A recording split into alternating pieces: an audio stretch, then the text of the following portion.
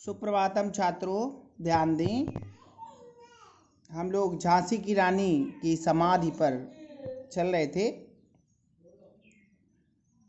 बढ़ जाता है मानवीर का रण में बलि होने से, मूल्यवती होती सोने की भस्म यथा सोने से।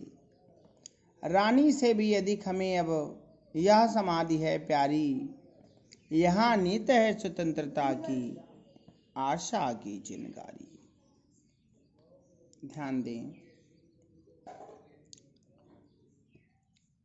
कवयित्री सुभद्रा कुमारी चौहान, जो कि वीर रस की गायिका हैं, बताते हैं कि संसार में वीरों का सम्मान होता है। जब कोई वीर योद्धा युद्ध भूमि में बलि चढ़ जाता है, इससे उसका सम्मान मान और अधिक बढ़ जाता है। जिस प्रकार से स्वर्ण की भस्म स्वर्ण से भी अधिक मूल्यवान होती है, इसी प्रकार रानी लक्ष्मीबाई की यह समाधि हमें रानी से भी अधिक प्रिय है, क्योंकि यह समाधि हमें युगों युगों तक स्वतंत्रता के लिए बलिदान होने की प्रेरणा प्रदान करती रहेगी। इससे प्रेरणा प्राप्त करके हम स्वतंत्रता के लिए संघर्ष करने की ठानते रहेंगे। इस समाधि में स्वतंत्रता की आशा की चिनगारी दबी हुई है। एक समय आएगा जब यह आशा की चिनगारी ज्वाला का रूप धारण कर लेगी और देश स्वतंत्र हो जाएगा।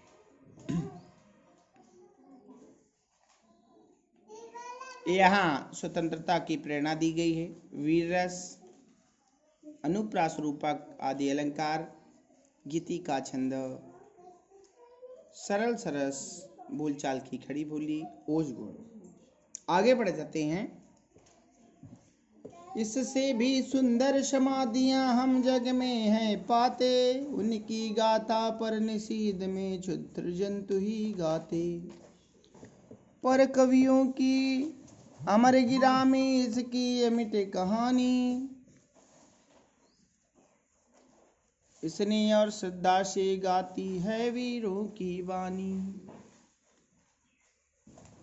बुंदेले हर बोलों के मुख हमने सुनी कहानी, खूब लड़ी मर्दानी वाती झांसी वाली रानी।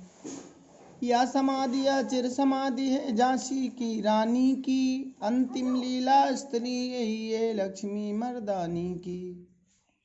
पुनः ध्यान दी। कवयित्री सुभद्रा कुमारी चौहान बताती हैं कि यद्यपि इस संसार में एक से एक सम्मोहित कर देने वाली समाधियां हैं, किंतु छोटे जंतु जैसे झींगुर आदि ही रात्रि के अंधकार में इस प्रकार की समाधियों पर ध्वनि किया करते हैं, मानो उसकी कहानी सुना रहे हों। लेकिन कवियों की अमर वाणी के माध्यम से वीरों की वाणी अत्यधिक श्रद्धा और प्रेम के साथ रानी लक्ष्मीबाई की अमर कथा को गाती है।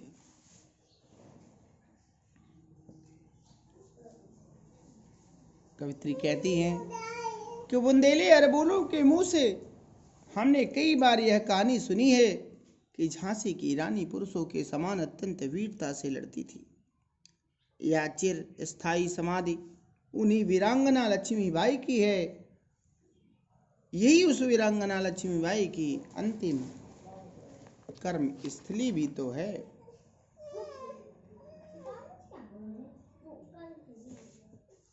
यहाँ वीर भावना